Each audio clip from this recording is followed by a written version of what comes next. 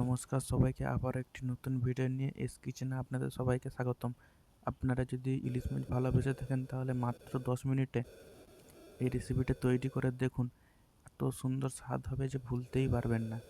মাত্র 10 মিনিটে তৈরি হয়ে যাবে। প্রথমে ইলিশ মাছগুলোকে হালকা করে তেলের মধ্যে উল্টে পাল্টে ভেজে নিতে হবে, যাতে ভিতরের কাঁটাগুলো একটু নরম হয়ে যায়, তে কাঁটাগুলো কম মনে হবে। দু সাইড হালকা করে ভেজে নিয়ে অন্য পাত্রে তুলে রেখে রেখে দিতে হবে। ভালো করে দু সাইড উল্টা পাল্টে ভেজে নিতে হবে। এরই পরে যে বেগুন বেগুন আর আলু আলু দিয়ে ঝোলটা করবো, সেটার জন্য বেগুনগুলোকে প্রথমে সেই একই তেলের মধ্যে ভেজে নেব, নিয়ে তুলে রাখবো। এরপরে আলুগুলো দিয়ে একই সাথে ভাজতে থাকবো। ভালো করে ভেজে নিতে হবে যতক্ষণ না আলুটা একটু সেদ্ধ হয়ে আসছে। আমি দেখছি আপনারা অনেকেই আমার ভিডিও দেখছেন, কিন্তু লাইক, কমেন্ট, শেয়ার, সাবস্ক্রাইব করছেন না আর পাশেও থাকছেন না। আমি নতুন ইউটিউব চ্যানেল খুলেছি, একটু পাশে থাকুন আমার।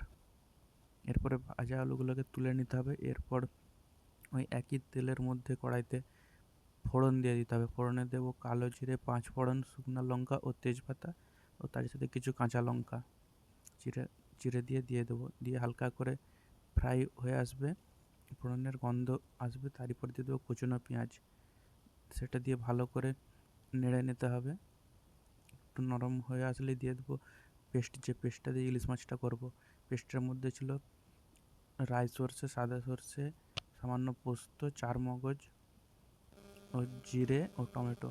এরপরে সামান্য একটু হলুদ দিয়ে দেবো রঙটা আসার জন্য। এরপর আলুটা দিয়ে ভালো করে মশলার সাথে কষিয়ে নিয়ে জল দিয়ে দেবো। জল দিয়ে ফুটতে দেবো আলুটা। আলুটা যাতে ভালো করে নরম হয়ে আসে, ভালো করে ঝোলটা ফুটুক। এরপর আলুটা টিপে দেখে নেবো সেদ্ধ হয়েছে নাকি। সেদ্ধ হয়ে গেলে এরই পাশাপাশি আমরা বেগুনটা দিয়ে দেবো। দিয়ে বেগুনটা কিছুক্ষণের জন্য ফুটিয়ে নেব।